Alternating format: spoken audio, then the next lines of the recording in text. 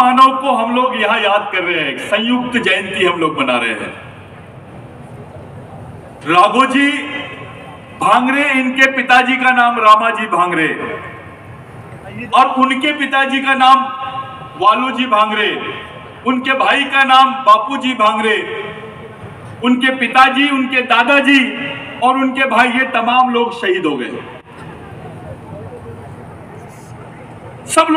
सब किसी को नहीं मालूम कि राघोजी भांगरे के दादाजी भी यहां पे पेशवाइयों के खिलाफ में लड़े और शहीद हो गए। रामाजी भांगरे को काले पानी की सजा दी गई अंडमान निकोबार में, उस पर कोई बात नहीं करता है।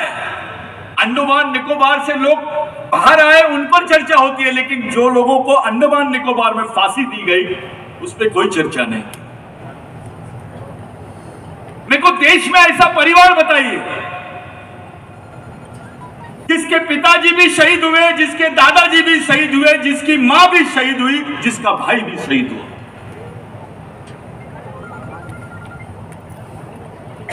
पूरे महाराष्ट्र में एकमेव एग्जाम्पल है राघोजी भांगरे।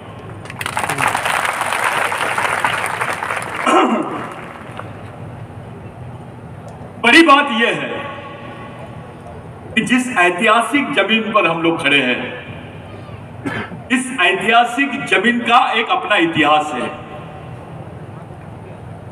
हम बहुत बड़े और पवित्र काम के लिए यहां पर आए हैं। इस कौम के जो क्रांति स्थल है, आदिवासी क्षेत्रों में मंदिरों की तो स्थापना सब लोगों ने किया है, लेकिन आदिवासी शहीदों के स्मृति केंद्रों की स्थापना किसी ने नहीं किया, क्योंकि आपके बीच में वो विचारधारा को आने ही नहीं दिया जाता है। उसको मालूम ही नहीं है राघोजी भांगरे कौन है, रामाजी भांगरे कौन है, वालूजी भांगरे कौन है। राघोजी भांगरे का आंदोलन केवल महाराष्ट्र में नहीं, मध्य प्रदेश में भी था, गुजरात में भी था। राघोजी भांगरे पहला नाम आता है सतारा के जो प्रताप सिंह भोसले थे, जो छत्रपति शिवाजी महाराज के वंशजों में से थे, उनको फिर से सत्ता में लाने की तैयारी राघोजी भांगरे ने की।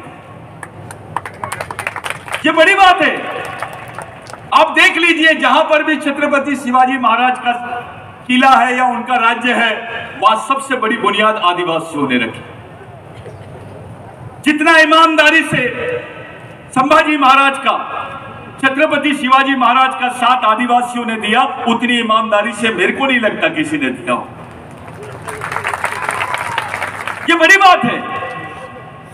जमीन आदिवासी, सेना आदिवासियों का, किला आदिवासियों का, राजा शिवाजी, इतना विश्वास। एक उदाहरण देता हूं मैं यहां से। पहले जब किसी महिला का पति अगर गुजर जाता था तो उसको सती कर दिया जाता था, लेकिन छत्रपति शिवाजी महाराज के पिता के गुजरने के बाद जो सत्ता की भागदौड़ थी वो माता जिजाऊ के हाथ में गई। इसका बहुत लोगों को अफसोस हुआ, लेकिन ये इसलिए संभव हो पाया है क्योंकि आदिवासी समाज में सती प्रथा नहीं है। वहां सौंपी जाती है सत्ता, वहां महिलाओं का भी उतना ही बड़ा स्थान है जितना पुरुषों का है। और ये जो उदाहरण है, ये आदिवासी संस्कृति का उदाहरण है। संभाजी महाराज को 7 भाषाएं आते थे, ऐसा कई साहित्यकारों ने लिखा है।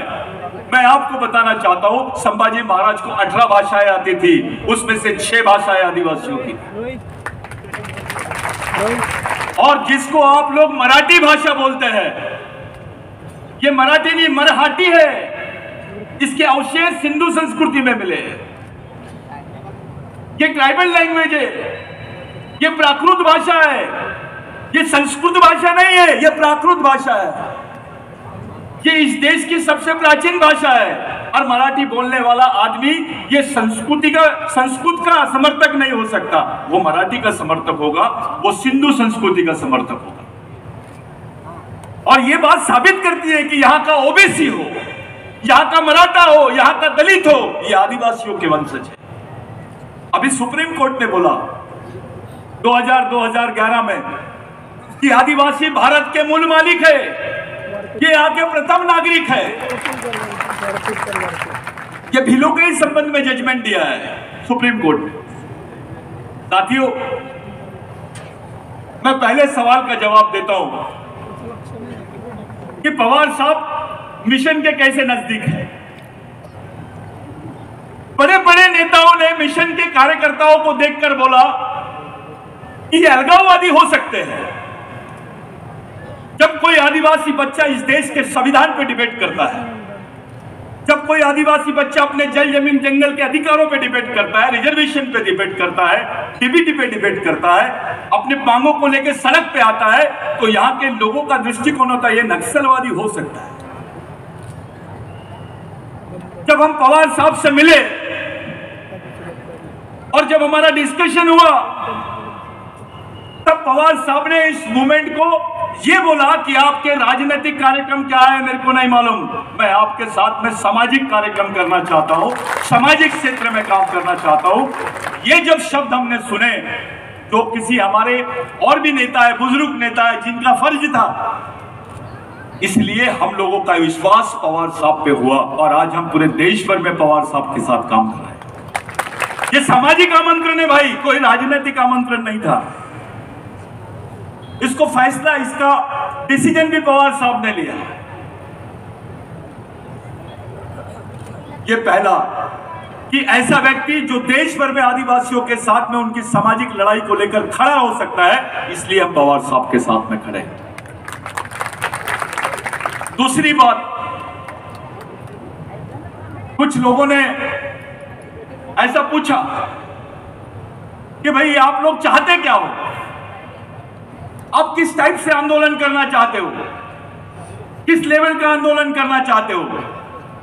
तो साथियों, मैं आपके सामने बता देना चाहता हूं कि जो गलत रिप्रेजेंटेशन गया है भारत सरकार का आदिवासियों के बारे में यूनाइटेड नेशंस में, जो रिप्रेजेंटेशन जो गया है उसमें लिखा गया है कि इस देश में आदिवासी नहीं है, जो अनुसूचित जनजाति के लोग हैं इनका कोई अन्याय नहीं हुआ, ये इस देश के आदिवासी नहीं है। और उससे बड़ी बात कि इस देश के जो भील आदिवासी है, जिनकी संख्या 30 से 35% है, ये आर्यन भाषा बोलते हैं, जो भाषा संस्कृत से मिलती जुलती है, इसलिए ये भी आदिवासी नहीं हो सकते हैं। ऐसा रिप्रेजेंटेशन इन लोगों ने संयुक्त राष्ट्र संघ में दिया भारत सरकार ने 1991 में। ये भारत की सबसे बड़ी मिस्टेक है और अब तक के भारत सरकार ने संयुक्त राष्ट्र संघ में भारत के आदिवासियों को आदिवासी घोषित नहीं किया। हमारे पास आज बाबा साहब आंबेडकर नहीं है, हमारे पास में आज कोई बहुत बड़ा नेता नहीं है राष्ट्रीय स्तर पर।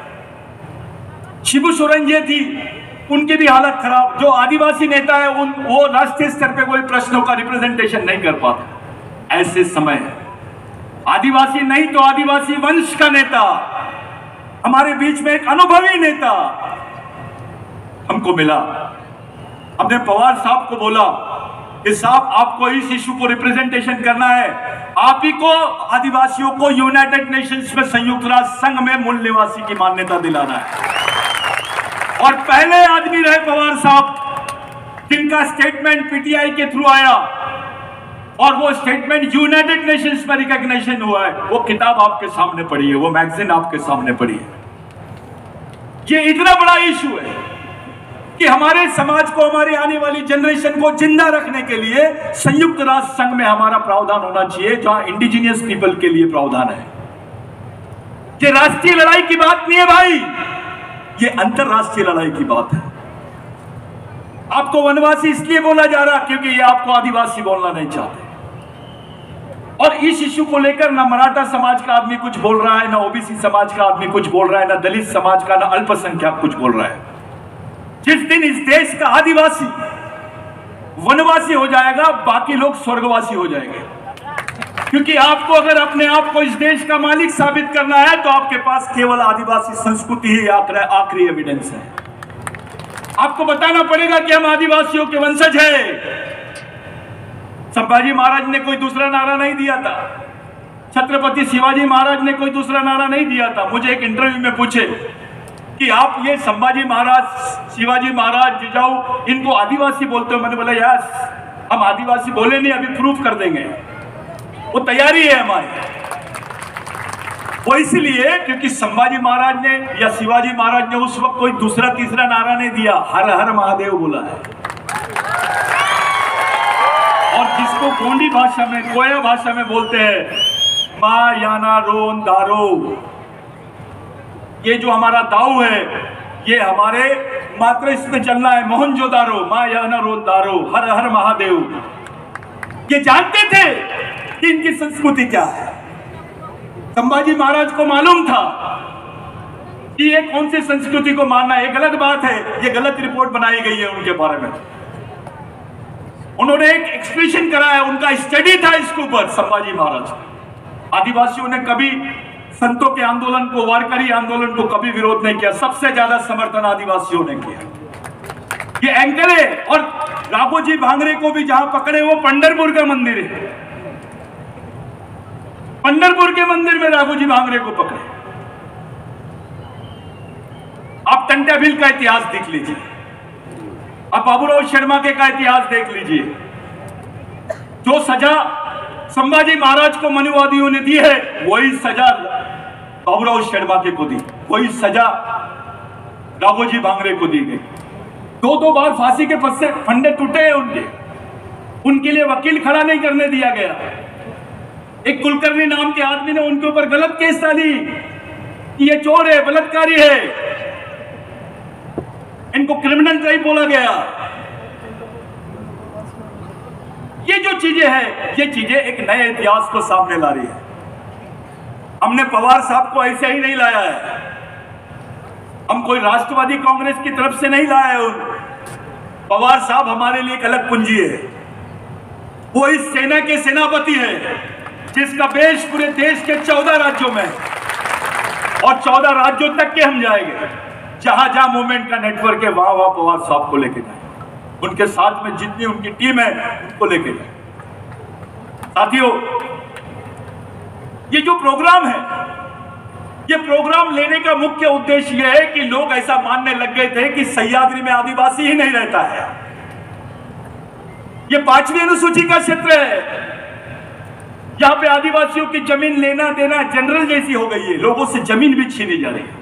पवार साहब ने उसके लिए भी बोला, फॉरेस्ट राइट्स के लिए पवार साहब ने बोला।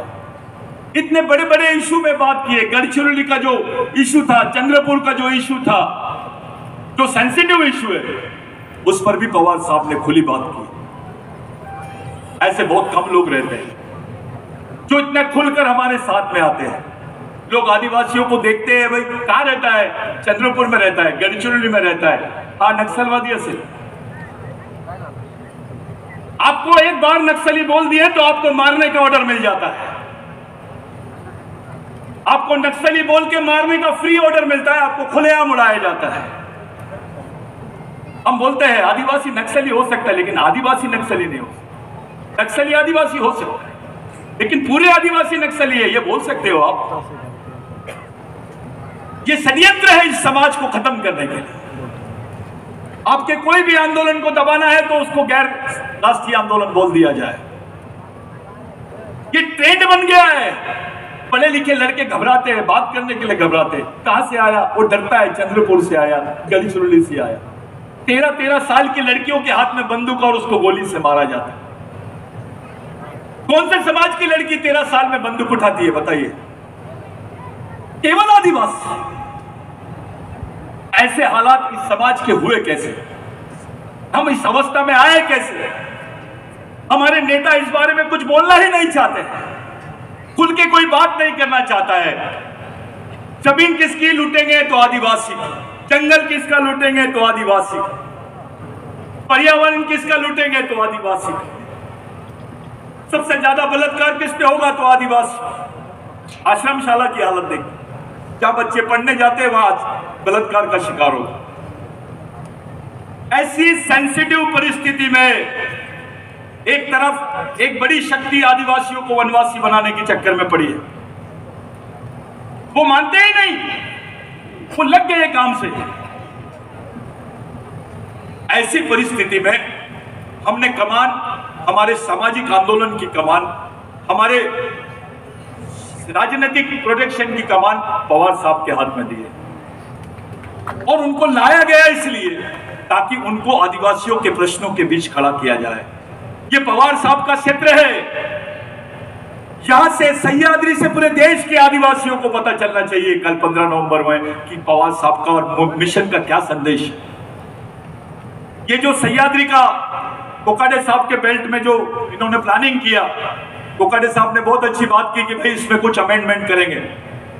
साहब सरदार पटेल का पुतला इन्होंने गुजरात में बिठाया, जमीन आदिवासियों की छीनी, आज भी लोग विस्थापित है। सरदार पटेल का पुतला बैठता है और आदिवासी विस्थापित होता है, ये कौन सी सोच है? आज भी वहां के गांव के लोग विस्थापित हैं। मैं पवार साहब को पिछली बार बोला सर आप चलो, आप हम चलते हैं वहां, लेकिन यहां ऐसा नहीं होगा। ये राष्ट्रीय नहीं अंतरराष्ट्रीय स्तर का स्मारक बनना चाहिए, जहां से आदिवासियों का अंतरराष्ट्रीय स्तर का आंदोलन चलना चाहिए। ये पवार साहब के माध्यम से होना चाहिए। साथियों, आज जरूरत है हमको प्रोटेक्शन की, आज जरूरत है हमारे पास रोजगार की, आज जरूरत है हमारे को मार्गदर्शन की, आज जरूरत है हमारे समाज में सामाजिक जागृति की।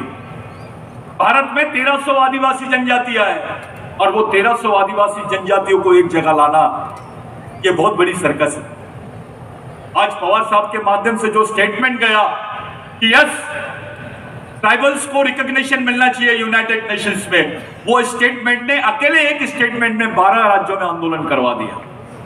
आज 12 राज्यों के आदिवासी बोल रहे हैं कि यस पवार साहब सही है, उन्होंने सही स्टेटमेंट दिया। इसके पीछे का गर्व है, ये दर्द है हमारा कि कॉन्स्टिट्यूशन में वो शब्द होने के बावजूद डॉक्टर बाबा साहब अंबेडकर ने बोला है कि मैं जिन लोगों को शेड्यूल ट्राइब बोल रहा हूं यही आदिवासी है, ये लीगल टर्मिनोलॉजी है, यही आदिवासी है। बावजूद उसके आज 2020 हो गया, आदिवासियों को रिकॉग्निशन नहीं मिला, हम महरूम हो गए, हमारी अंतरराष्ट्रीय मान्यता से महरूम हो गए। इसके पीछे का मेन कारण है, और इस काम को करने के लिए एक ही नेता में कैपेबिलिटी है, वो पवार साहब। ये बहुत सेंसिटिव प्रश्न है, इसके लिए हमको सबका साथ लगेगा, यहाँ के ओबीसी भाई का, यहाँ के मराठा भाई का, यहाँ के अल्पसंख्यक भाई का, सबका साथ लगेगा। और ये जरूरी है, जिस दिन भारत के आदिवासियों को रिकॉग्निशन मिल जाएगा उस दिन इस देश में बहुत सारी चेंजेस आ जाएंगे। इस देश में जो कल्चरल कॉन्फ्लिक्ट है, जो सांस्कृतिक द्वंद्व है, उसको एक सही मार्ग में लेके जाने की बात हमको करना। मैं ज्यादा समय नहीं लूंगा, जितने मूवमेंट के कैडर है, जितने टोपीधारी है, मैं उनसे विनती करता हूं कि ये बेल्ट में आप खड़े होकर साहब को सैल्यूट करेंगे। आप सब लोग सब मिलकर पवार साहब को एक अपना क्रांतिकारी अभिवादन करेंगे। वो कैडर मार्च आप लोग अपनी जगहों से करेंगे, क्योंकि यहाँ व्यवस्था, सिक्योरिटी की व्यवस्था थोड़ा डिस्टर्ब नहीं होना चाहिए करके जो लोग, जो लड़कियां, जो कैडर अलग अलग स्टेट से आए हैं, जिन्होंने अपने मूवमेंट का टोपी खड़ा किया है, पहना हुआ है, उनसे विनती है कि आप जगहों पे से जो लोग टोपी धार करके हैं, जो बाहर है, वो लोग अंदर आइए। जितने कैडर्स हैं, आप लोगों से विनती है, जिन लोगों ने मूवमेंट का कैप पहना है, वो लास्ट में जो बाहर है वो परेड उधर होगी नहीं, कृपया करके आप स्टेज के अंदर आ जाइए इधर। नवनवीन आणि ताज्या घडामोडींसाठी महाराष्ट्र जनभूमी न्यूजला सबस्क्राइब करा, त्याचबरोबर बेल आयकॉनवर क्लिक करा आणि मिळवा आमच्या बातम्यांचे नोटिफिकेशन्स।